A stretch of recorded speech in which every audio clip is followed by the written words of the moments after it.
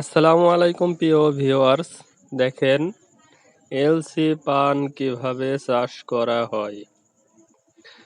আমাদের এই জমিটাতে মূলত প্রথম সুন্দর করে চাষ দিয়ে নিয়েছি, তারপরে সুন্দর মতো চিকন করে বেড তৈরি করেছি।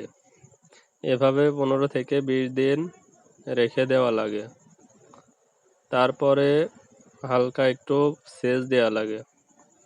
সেচ দেওয়ার পর হালকা একটু শুকিয়ে গেলে তারপরে আমরা এভাবে এলসি লতা কেটে রোপণ করে থাকি।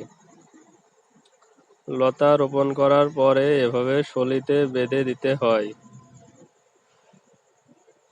তারপরে লতা ফুল লাগানো হয়ে গেলে সাধারণত আমরা তাড়াতাড়ি করে সেচ প্রদান করি। সেচ না দিলে মাটি শুকিয়ে গেলে লতা একটাও বাঁচবে না। এই কারণে সাথে সাথে আমরা জমিতে সুন্দর মতো সেচ দিয়ে থাকি। এভাবে চাইলে আপনারা ইন্ডিয়ান এলসি পান চাষ করতে পারেন। এটা এখন অনেক লাভবান একটা চাষ। এই লতা আমাদের এখানে 4000 টাকা পণ বিক্রয় হচ্ছে। দেখেন এভাবে আমরা প্রথম লতা রোপণ করে শাট করে ধুয়ে দিই, তারপরে শলি দিয়ে শলির সাথে বেঁধে দিই। দেখেন এভাবে আপনারা চাইলে চাষ করতে পারেন এলসি পান।